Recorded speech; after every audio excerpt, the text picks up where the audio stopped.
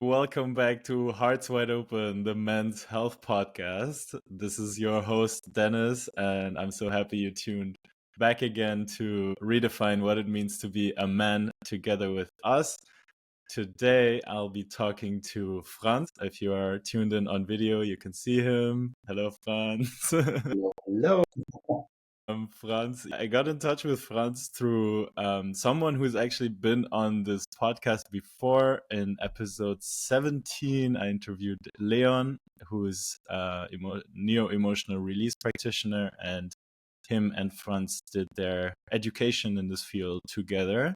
And this is how I got in touch with Franz. And we just realized before this call that we also know a bunch of people, that we have a bunch of people in common that are getting closer to us. And that's one of these really cool things, that if you are starting to work on yourself or exploring new spaces, maybe you go to a retreat like I did, or you are going to a breathwork session or to anywhere else where other people are who are also working on themselves, that you automatically get to know other cool people, and through them you might get to know other cool people, and this way you can build a whole support system, or a system of people around you who are more like-minded. And especially in times where you are struggling or where you want to reinvent yourself, sometimes it's good to let go of some old connections or old friends that are maybe keeping you in your old self, and you are about to redefine yourself, but it's not really possible. So this is a really cool thing, that you can get to know other cool people who are also doing the same thing. So warm welcome to you, Franz. It's so nice to have you here. Thank you. Thanks for Where are you tuning in from today? I'm tuning in from the heart of Bavaria. A friend of mine called it like that because we're in the middle of Bavaria, South Germany, and tuning in from Bavaria, and hopefully, or right now, my heart.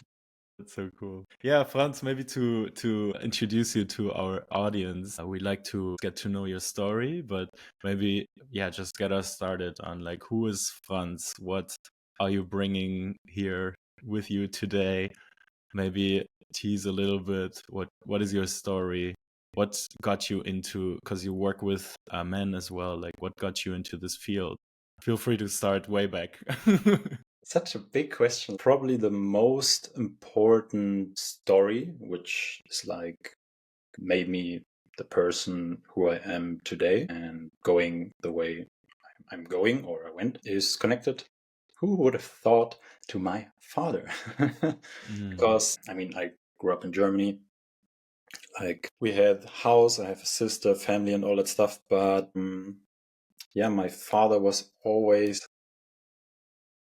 not always, but he was addicted to alcohol, like ill. And in my early teens, when he lost his job, he was a bank director or some kind of stuff. He got full-time ill, alcohol addicted, and that, in hindsight, like in retro perspective, is like, oh, that was really traumatic for me, because there was a lot of shouting and screaming. There was a lot of emotional and also physical abuse for me, which still to this day is hard to accept, that, oh, I'm a victim of abuse. And it somehow brought me, after years of, like, I was kicked out of school, got depression, tried a lot of different things, and had psychotherapy and all that stuff. And then somehow I booked my first mentoring. And then a year later or two, I visited my first retreat. And before that, my first man circle. And after the man circle, I was like, fuck, this is what I want to do. Because it was probably the first time I felt really able to be myself, to be authentic, to be like this crazy jumping around and just expressing myself as I want to be. And I was like, okay, I wanna do this. I want to do this with my friends. I'll host man circles with my friends. And then it extended, and then going on retreats or hosting retreats with others and all that stuff. And yeah, it feels, for a part of me, it's like kind of boring. Like, is this really the story you always want to identify yourself with? Like, yeah, you had this abusive father, an alcoholic, and he died 2 years ago. Yeah, there was also a big process. And what I realized, I never wanted to be like my father. I was, no, I don't want to be like him, because he could only express one emotion. And it was anger or like rage. And now, after his death and working with my emotions, my trauma and all that stuff, I realized he wasn't a bad person. He wasn't evil. He just wanted to be seen and heard, and he didn't have anyone who listened to him, because my mom, my grandmother, his mother was never really there. And of course, he grew up in the 60s, 70s, totally another level of parenthood. And I realized, maybe I want to be like my father, because he was a loving person. He was so enthusiastic. He was really, he could be really gentle and happy and loving, and he just didn't have the resources and the capacity. Was never seen, never held. And that's why I'm doing this work I'm doing. Like, I started with command circles, retreats, then the emotional release work, the psychosomatic work came around, and now doing this, connecting all this together with the unshaming concept. And yeah. Wow. Yeah, that's really inspiring story. And like one thing that like we've also mentioned here before that comes back is that a lot of times when you see something and you don't want that, you go to the opposite. So also what you said, I don't want to be like my father. So let's see what is the opposite of my father. And I'm sure you were exploring that too. But then that's not actually what you necessarily want to do, because it's just the opposite of what you don't want, right? So this is really cool that you also then made the leap back and realized, okay, there's actually some really great things about my father too that I would love to have. And now you're actually yourself deciding who you want to be, right? Sure. Because Yeah. I was like him, and of course a lot of me is like him. It's genetics, generational trauma, all that stuff, like how to be a man. And in school, I was just like him. I couldn't express any emotions other than being choleric, raging. Like, I don't even want to start with stories, but crazy. And now if a person from like 10, 15 years ago would meet me today, probably they would say, "What? Who are you? I thought you would be like totally different." And yeah, that feels amazing. That's possible. So I felt disconnected from myself, went into depression with, I don't know, 17, 18 until 22, still struggling with reoccurring depression. I mean, I got a diagnosis for that with my ADHD, blah, blah, blah. Fuck it. But it's like still struggling, but I'm opening up to this, and I prefer feeling than being numb. What a lot of men we do, because it's easier to be numb or just like express one emotion. And yeah, it's a long way, but it's possible. Yeah, it's really interesting you say that, because this is what I see a lot of times, and a lot of my friends as well, also older friends, that I can see and feel that there's something boiling inside them and they want to get out and they want to feel an emotion, but they can't. Or maybe they don't want to right now, but they can't, and they're suppressing it, they're numbing it. And I'm sure some of the listeners can also identify with this. And this also leads me to a question from before, because you mentioned that you started with your first mentoring. Maybe you can tell us what a mentoring actually is. And I think you're also offering mentorship yourself. But like, yeah, so first of all, what is mentoring, and what was that moment that you decided, okay, I want to do this? And then how did you actually find mentoring as a solution? Because like, yeah, before that, I think you were like just a young man struggling. Yeah, So I was struggling. I mean, I've had several addictions, I would call it myself, since the start. I guess it started with like 14, 15, the time where my parents divorced and my dad got sicker and all that stuff. Like, I was addicted to gaming. I came home from school, went gaming 5 in the morning, then later cigarettes, alcohol, all other drugs. And I'm starting this early because it took me a lot of years to get to my first mentoring to be able to do this. And then I think at the end, like 2017, 18, I was frustrated. I didn't want to be like that. I didn't want to not be able to sleep, being in front of just the TV all the time, consuming all the drugs. And I somehow found a psychotherapist, which was really important for me. I distanced from my old friends from So you reached a point where you said to yourself, okay, it's too much, I need to do something, and then you went on finding a therapist. There's one special moment, and I'm already getting goosebumps right now. It was December 2017, and I was at a friend's house and slept on his couch. And the next day I woke up and he already had psychotherapy, and because he struggled with addiction, depression, and all that stuff himself. And he helped me to call his old psychotherapist. It was a couple, and I wanted to work with the woman because obviously I had problems with men.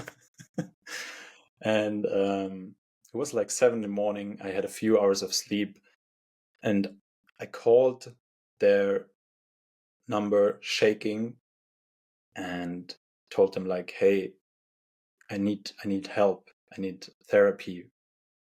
Is your wife available?" And this guy, his he's a psychotherapist himself, and he was like, "No, I'm sorry, she's busy. Call another time."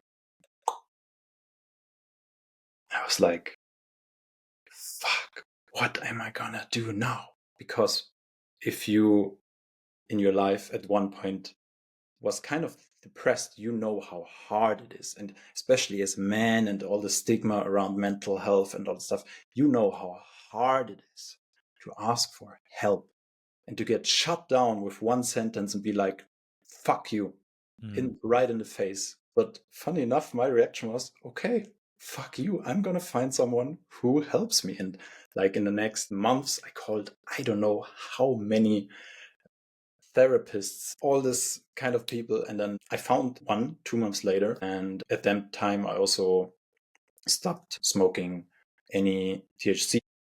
Later, no, that was later. I was still smoking cigarettes and drinking alcohol and that stuff. But this was kind of the game changer. And the first thing I remember, which was a huge success from the therapy, was going to my dad. And he was always in his chair at my grandparents' house with his wine, beer, I don't know, any alcoholic drink.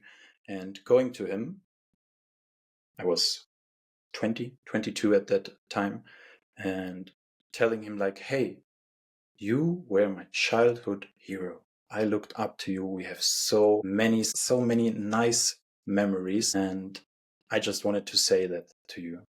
And that was the first time I had a conversation with my dad, because I opened up to him, and it was fucking scary.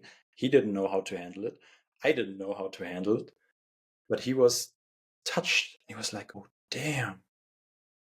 And of course, there was a lot of shame, and we can talk about that later, for him, and a lot of guilt. But that was the first time I was able to talk to him, because I was able to somehow feel. I mean, it took me 1.5 or 2 more years of psychotherapy, new girlfriend, going to the gym. That's what helped me a lot, because I had so much energy and thoughts, and like, I need to go somewhere. I need to go somewhere. And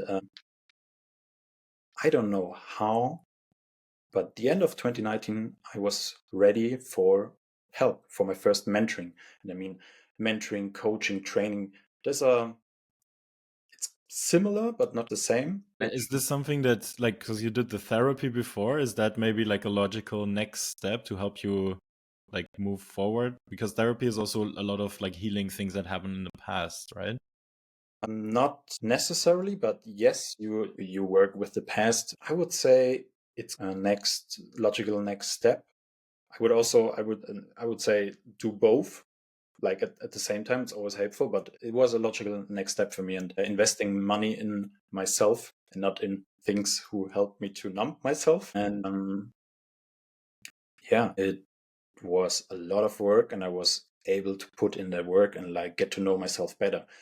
But I need to say, I was even more in my head after that, because a lot of parts and limiting beliefs and all that came up. I'm like, oh, I'm so bad and I'm not this kind of man and this and blah and this. And in hindsight, I was like, okay, it helped me a lot. It opened up this whole field for me, but also brought up a lot of other things. Yeah. The next logical step was retreat, and retreat as a participant, as a facilitator. I feel so good on retreats because everybody is just here. There's like, you have your schedule, you have your morning routine, you do this together. You're just like, you have this social connection, this authentic connection with others, and everybody wants to connect, wants to work on themselves and be really open, vulnerable. And that was like, okay, I can't go back. And after that, I quit I quit my job and started working as a freelancer. And that was the next step for me. I don't want to say that it's necessary for everybody, because it is not. And it opened so much freedom for me, because my whole life, school, work, I always suppressed a lot of parts of me, because I was ashamed, like, oh, I'm not able to do this and feel this. I couldn't even tell my colleagues that I was in psychotherapy. I told my boss and my team leader, but it was always, no, don't. And I mean, I would say now, like, everybody needs someone who you can talk to, who holds space for you. May it be psychotherapy, which is super beneficial, but has its limits for me because it only works with the mind. May it be some mentoring, coaching. I don't know, but it's necessary. We need it, especially as men. And yeah.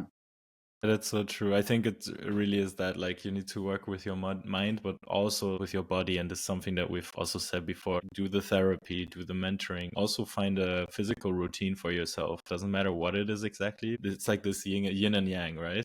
Especially for men. Put your energy into something that's physical. That can be really powerful. The people who are tuned in on video maybe saw that you put your name on the screen as Franz unverschämt. This is a German word, means kind of unshamed or shameless. So I assume that shame is a big part of your life and of your story that you also just told us. And now you also work with shame. So what does unverschämt or shameless, unshamed mean to you? The word in Germany is normally when you say someone like, you should be ashamed of this, that you're doing this, that you're feeling this, that you're being this, behaving like this. And I was like, no, fuck that. Why don't recycle this word, reuse it, and be like, you're so unshamed. You're shameless. I love it. Great for you that you're not ashamed of parts of you that have been shamed. You're not ashamed anymore. And I want to switch that perception of suppressed parts of shame. And for me, this work with emotions, with the body, with also the mind, of course, is like the most impactful and effective way which I experienced to understand your true value, like the message and beauty within your shame, with all your behaviors and things you don't like. Shame is like when you try to suppress parts of your personality because they're too much, which is a big fear of mine.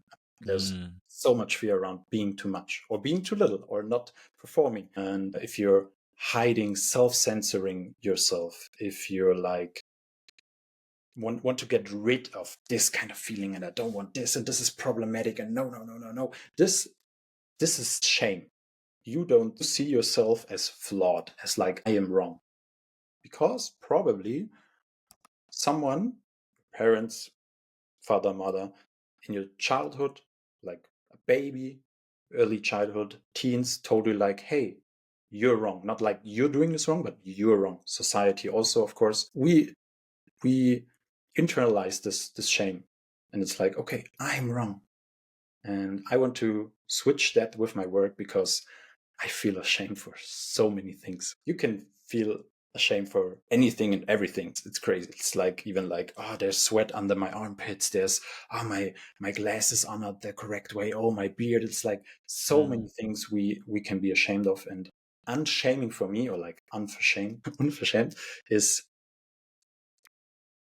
to see yourself in a loving way.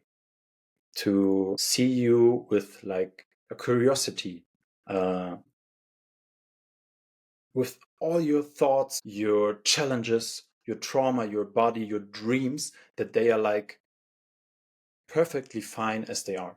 And they're an expression of your self, of your soul. And that's what I want to bring to the world, which helped me and still helps me every day. Believing in people. Because when we believe in people, you unshame them.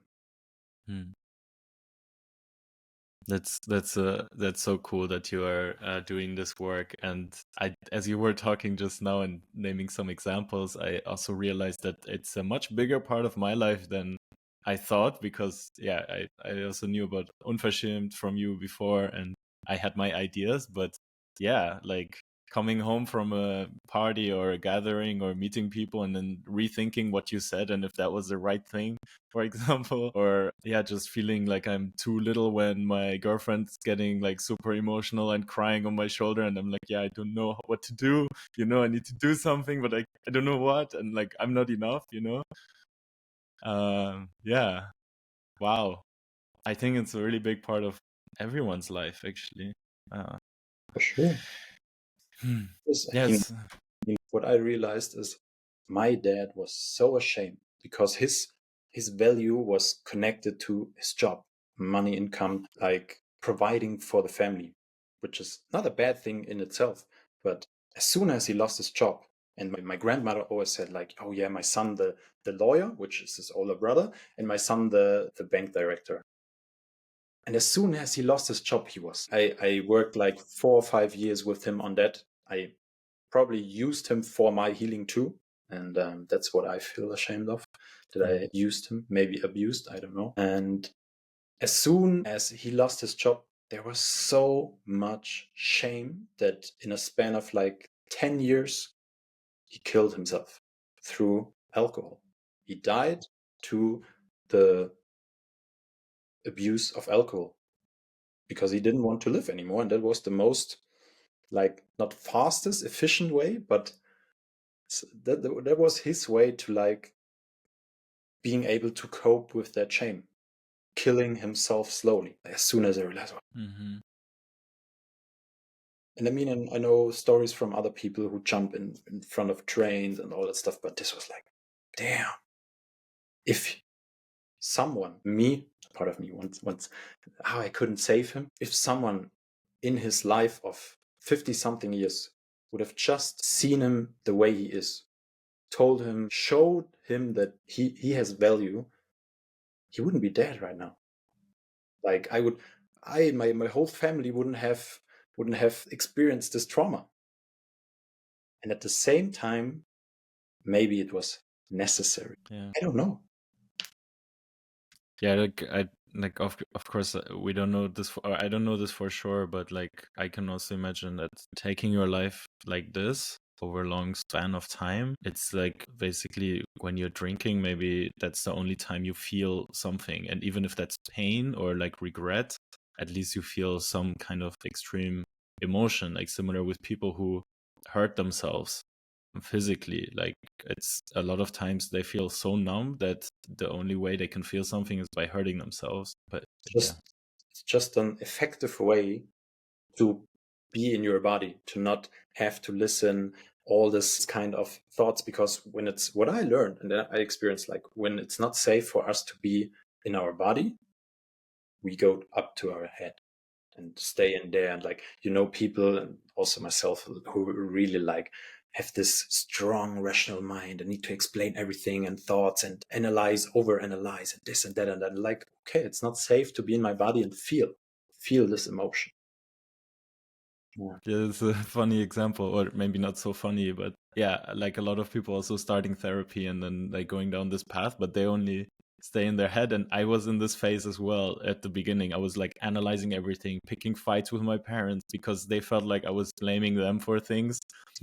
And like everything in the head. And then when I started also working with the body, that's when things started making sense again, and I could let go, and I could like fully understand. And I think we like a lot like these loops in your head, and that you get triggered by something and then you're anxious, and then the next thing, and it just loops around and around. And if you have then a physical routine or something that you do, can also just be something very mellow, any type of thing that that can balance you and bring you back and like kind of integrate the whole thing, like that yin and yang that we mentioned in the beginning.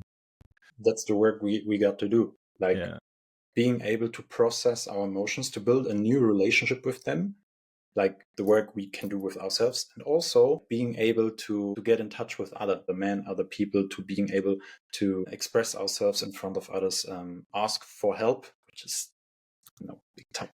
So yeah, totally same. I had like 4.5 years in total of psychotherapy, and in the end I was so angry and frustrated because I felt like teared apart, because I was like, okay, I wanna do this and be like this, but then I wanna do this and that, and I don't know why I'm like this. And my psychotherapist told me like, yeah, you're ambivalent, or I don't know, like you like this, and no, I don't see ADHD in you, and no, you shouldn't do trauma therapy because then you're doing fine and stuff. And now 2-3 years later, I'm like, what the hell? And only through that psychosomatic work, the work with the body, the emotions, I learned like, okay, I'm not like here and there, and who am I? Like there's this concept of inner family. I'm maybe like this internal family system and parts work and all stuff. Like there are a lot of parts inside of me who have different goals, and a lot of them just want to protect me. Okay, I'm not crazy. I'm just a human being. Okay. And I mean, I don't want to talk too much about ADHD, but still, like, okay, when there's genetic material which has the right conditions, you probably get this kind of disease because it's a way of coping. It's just a way of coping, and everything we did, or like these parts which were born in us, teenage time, childhood, is like just a way to cope with life and the circumstances we have.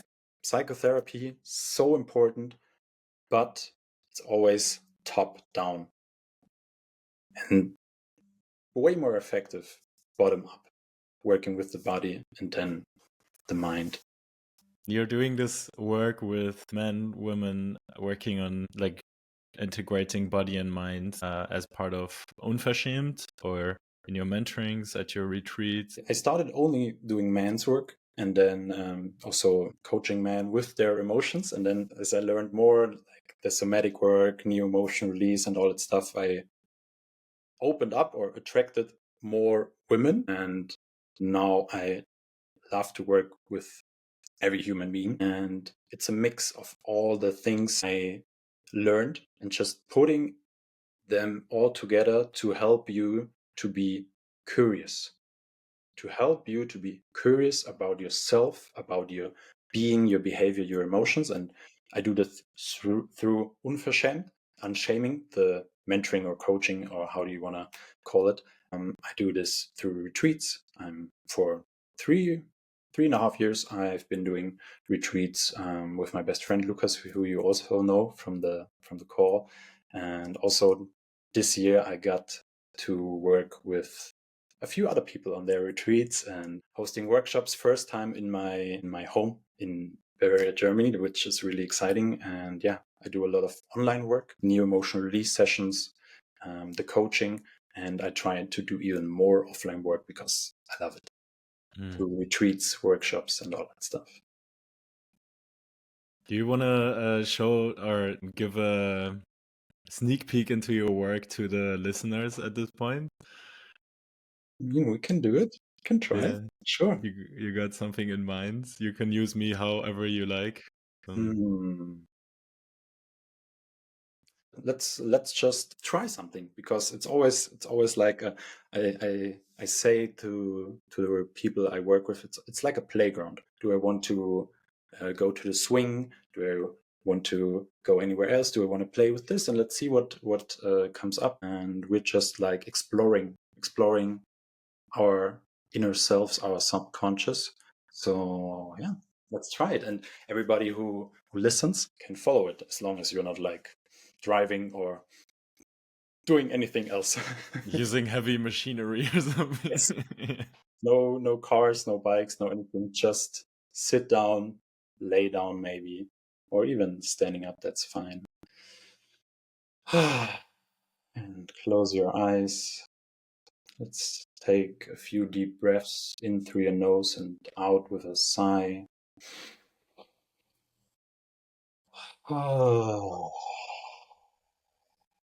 And another one fully in into your stomach.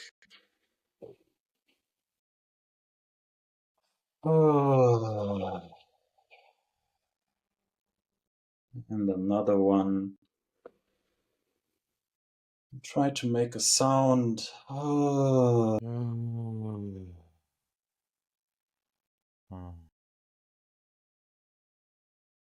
Now, I want you to feel your body sitting on this chair, laying on the ground. Feel the surface beneath you.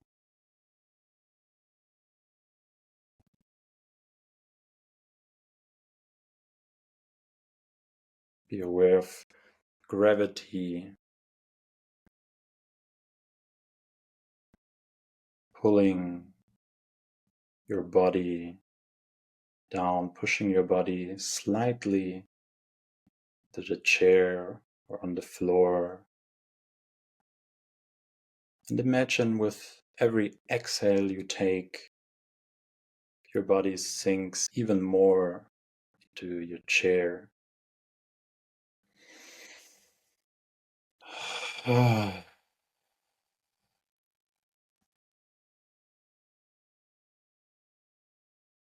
Now I want you to think of something you feel ashamed of, something you don't want in your life, where you can feel resistance to.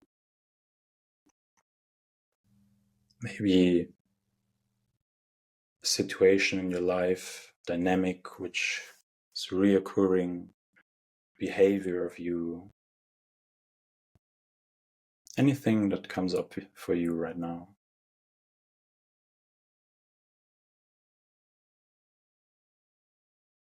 Don't overthink it.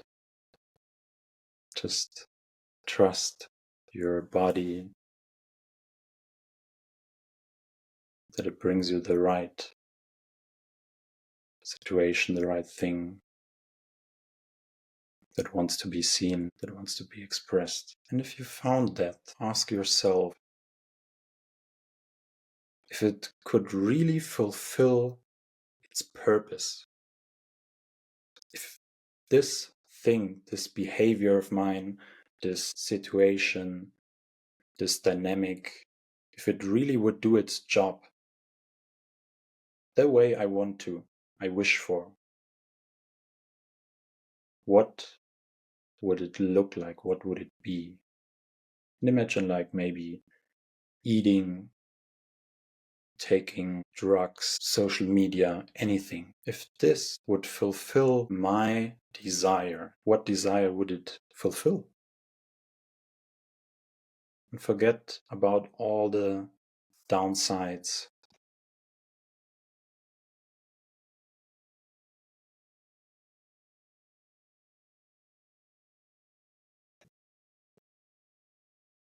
And as you reflect about this, be aware of your body. Where in your body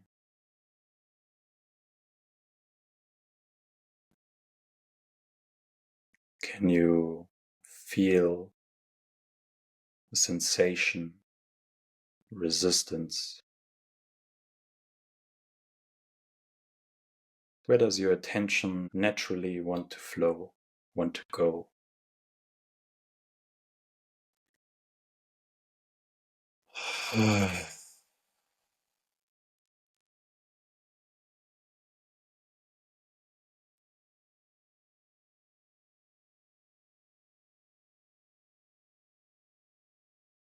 And how does it feel?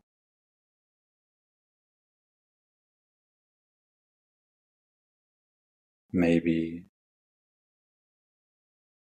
you can see images, you notice different temperatures at that spot.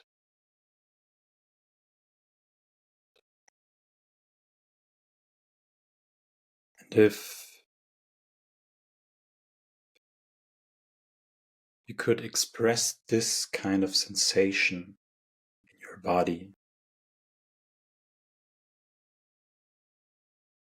with your hands on a physical level, how would it look like? How would your hands and arms move?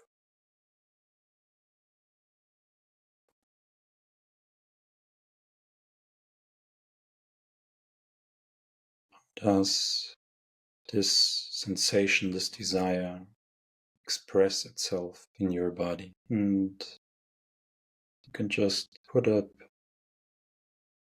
your arms if you're laying on the floor and just experiment. How does it feel? How does it want to be expressed? Maybe it's like a wave with your hands. Maybe it's something really big or small. And I invite you to extend this sensation, this movement. Let your body, your arms, your hand express that feeling. And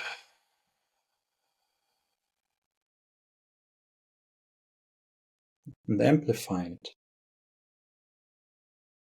Bring this experience of your body into the physical with your hands. Yes.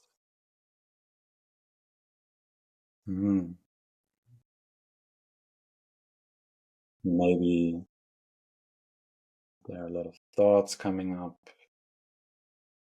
What am I doing here? What is this? That's totally fine. Trust your body, your expression. Now I invite you to allow a sound to come out of this place, this sensation. Yes. Mm.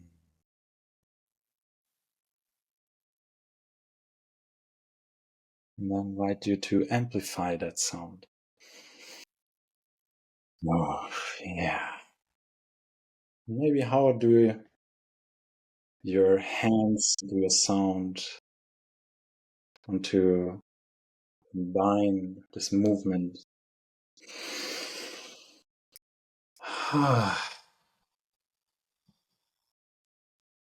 Okay. Yeah, I see you. Yeah. Now, let your arms and your hands rest in your body. Maybe you want to put one hand on your belly, the other one on your heart. Just let it sink in this energy, this emotion brought into motion, movement.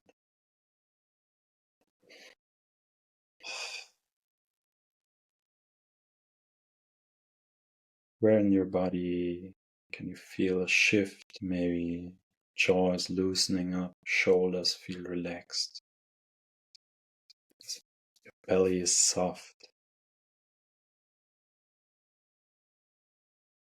Maybe there's a lightness. Maybe there's also a heaviness. Yeah. To close this exercise, invite you to gift yourself a smile, maybe even a little hug if you feel like it. And slowly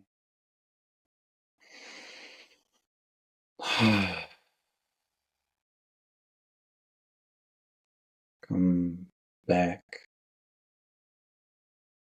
opening your eyes, looking around you, the room you're in. Maybe you got a window to look out to the world. Maybe just slightly different eyes or different glasses.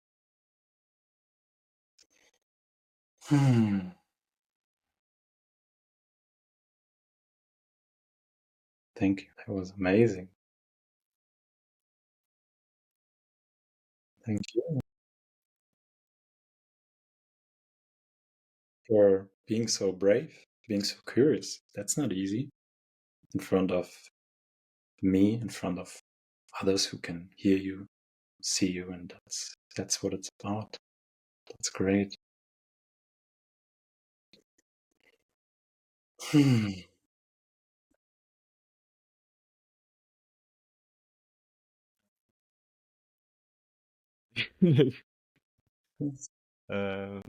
yeah.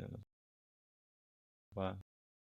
I'm sitting here like I'm on the 20 something floor of a building near the Baltic Sea, and in front of me is a window front, and there's just fields, and that's my view. And I feel I've been here for a while, but I feel like I can appreciate it so much more right in this moment right now. I feel way more connected to myself and to everything around. That's the magic. Also, like your body's releasing stress and tension through your tears. That's so important, so nice. I also like probably have that every day, like going for a walk, even riding my bike, like, oh, there, my eyes are getting teary and stuff, like, oh, my body is releasing. Oh, it's like coming down. Yeah. Yeah. Yeah, that happens to me too, like when I'm running or like biking in Amsterdam, for example. But like this was very new to me as well, because like this is how in the beginning of this exercise, like my right eye just started tearing, and this was also a new experience for me. Mm. And I'm very grateful for that.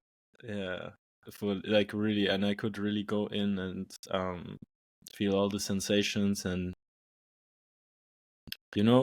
makes me think now that when I was in such a space for the first time at my first retreat, men's retreat, I was so overwhelmed and I did not know how to tune in. And there was some things happening, but the effects now are way more strong, and I'm way more able to trust the process and let myself go in it than I was when I did it for the first time.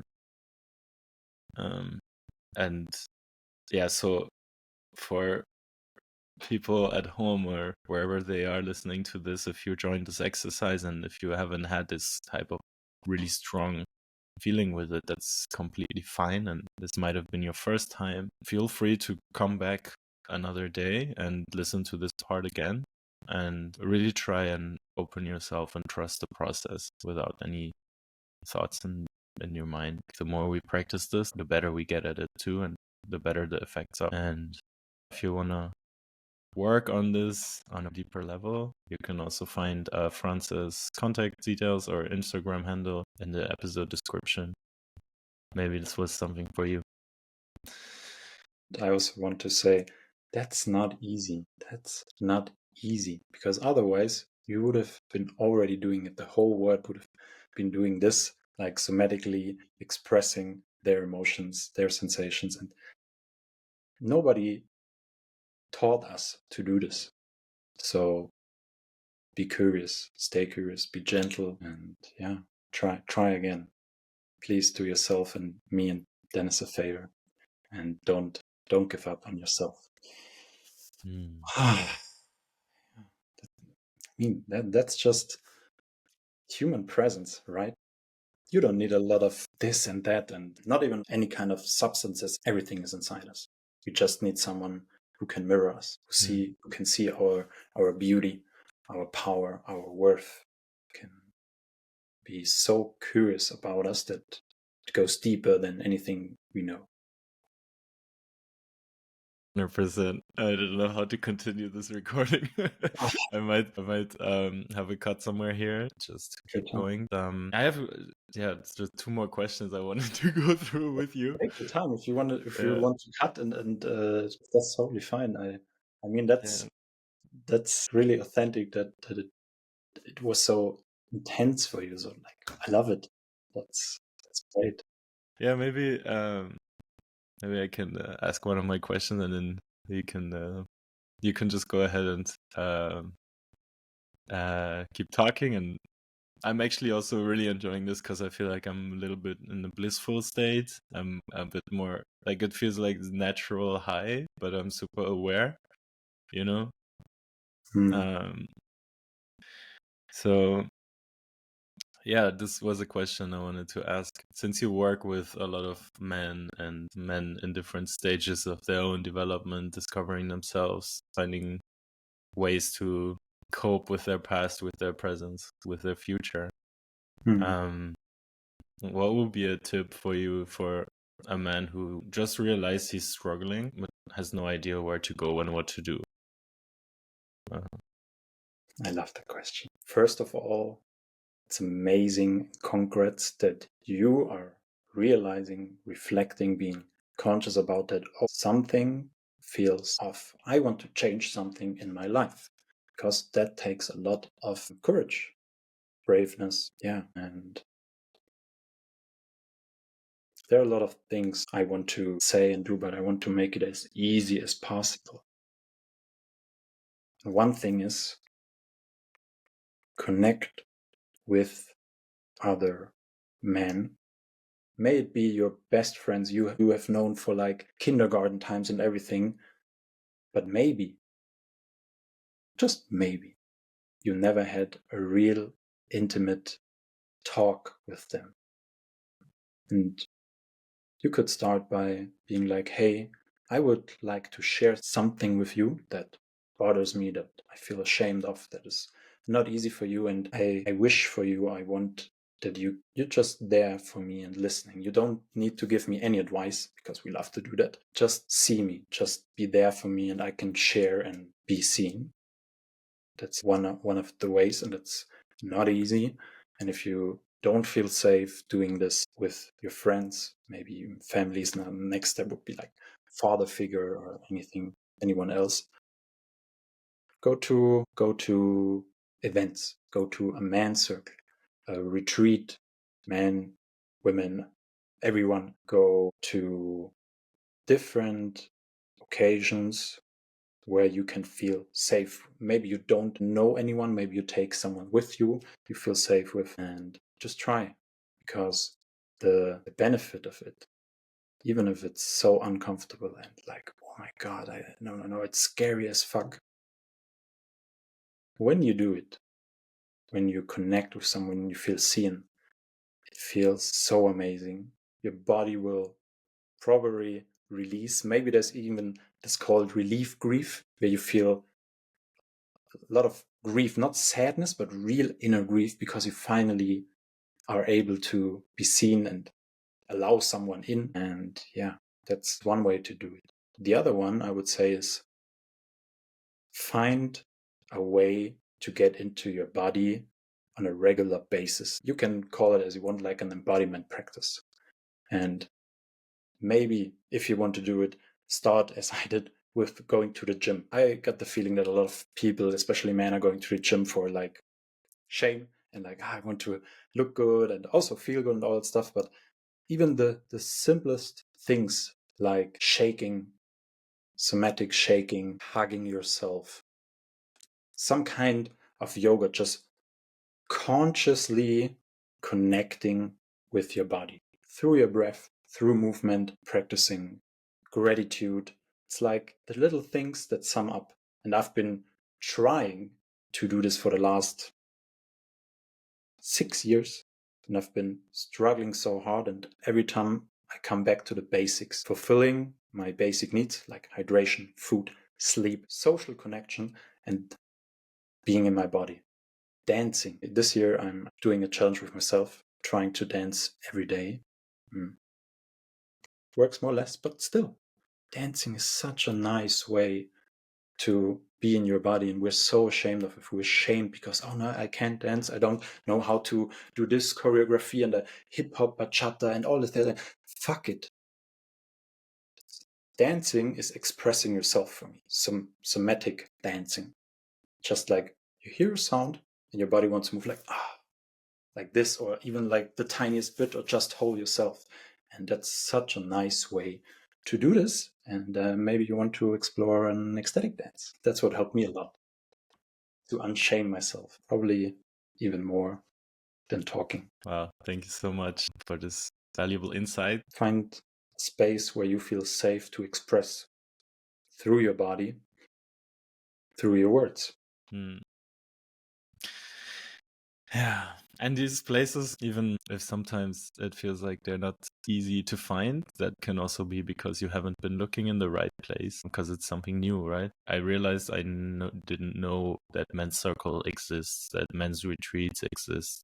I had no idea what ecstatic dance was. I had no idea what somatic even means.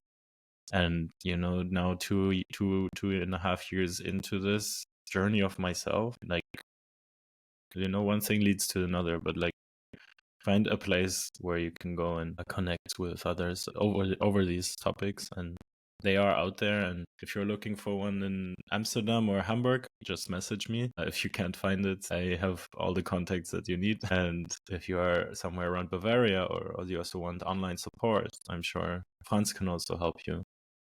Just hit me up for events, retreats, and yes, I just had another impulse, and maybe that's a good question to ask.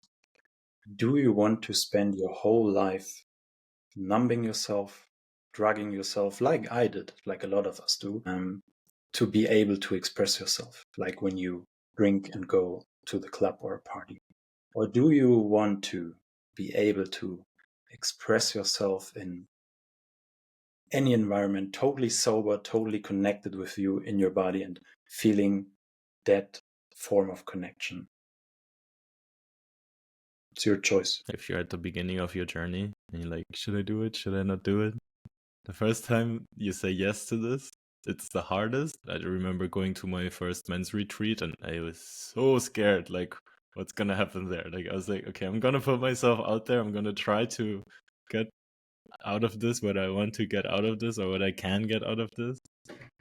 But I had no idea what's gonna happen. And like, it's the unknown, But then after that, it gets easier. Totally. It gets easier over time. And also, everywhere you go, you can, or you decide consciously, subconsciously, who you want to be. How do you identify? Most of the time, we have this one identification and story and all the time. But if you go to a new place where new people are traveling, all that stuff, like, oh, who I want to be here. Maybe I'm not the addict, the bullied one, with the divorced parents, blah blah blah blah blah. Maybe I'm just this, not less. Yeah, wow. This is so powerful. Like the episode we just launched with Juan, I mentioned this, that I again got reminded of the same thing. Like when I was a kid and we moved cities and I joined a new handball team, new school, everything new. I was a kid and this was the first time I remember deciding, okay, I don't want things to be like they were in my old school or in my old, like my handball team. I actually loved the old one, but in my old school, things were not so easy, and I just reinvented myself. And I think this is the same. Like you're going to a new space, and you can be whoever you want to be in that space, and you can reinvent yourself. You don't need to hold on to some old version of yourself that needs updating. when you're in a group of friends, for me, it felt like you're holding each other down. Don't be authentic. Don't be this. Don't be like that. Don't dream. Don't. No. That's just like I feel like a lot of friend groups of men are like this. Yeah, just like stay like this and be small and be little and don't dream and don't be unshamed and all that stuff. And no, don't express this. And why don't you do this with us? And we've always done it that way. Blah blah blah. We're trying to hold us and each other down and therefore create some kind of safety and also a resonance with us. Yeah, that's normal. Yeah, that's how it is. Yeah. It's so crazy in my mind right now. Yeah. And maybe those things are not said out loud like you did just now. Like a lot of this also comes back in just behaviors, you know? You invite all your friends and you have 4 crates of beer and the PlayStation set up, and it's the same thing again and again and again. There's nothing bad about drinking beer with your friends, PlayStation and all that stuff, but if you can't do otherwise, connect, have fun, all that stuff, then what are you doing? Yeah.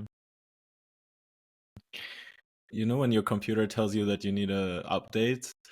And I'm one of those guys. Sometimes my computer is not shut down for like half a year or a year, and I'm not doing the update. You know, I feel like it's similar to this. Like, you know, there's something, but nah, I can go on with the like a little pop-up.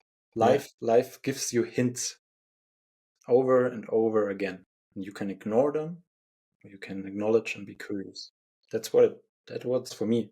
Yeah, I feel like my last question has already been answered in different ways, but maybe we can just rehash it for a second. And this is the question we ask everyone who comes on the podcast. And we used to ask, what do you think is a healthy man? But I think I just want to change it to, what do you think is a man? I would say being a man for me means being able to be vulnerable, emotional, sensitive, show your weaknesses, and still stay in your power. Maybe even more through being allowed or allowing yourself, empowering yourself to be all this, to be the leader, to be the empowered one, and to be the sensitive and weak and vulnerable one, and everything inside, between, beyond. It's like we're not this, we're like everything we can be. Beautiful. Thank you so much for sharing that. Thank you for listening. Yeah. And with that, we're coming to the end of this episode. As always, if you want to support us on our mission to, redefine what it means to be a man.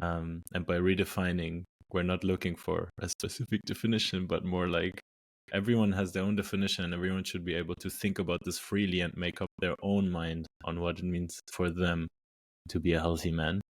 If you want to support us on this mission, do give us a follow on Instagram and also stay updated on everything Hearts Wide Open, the podcast, events we do. We're planning a one-day retreat this summer, and to get some everyday content about men's health. And make sure to also subscribe to our show wherever you listen to podcasts, and leave a review and a like if you do.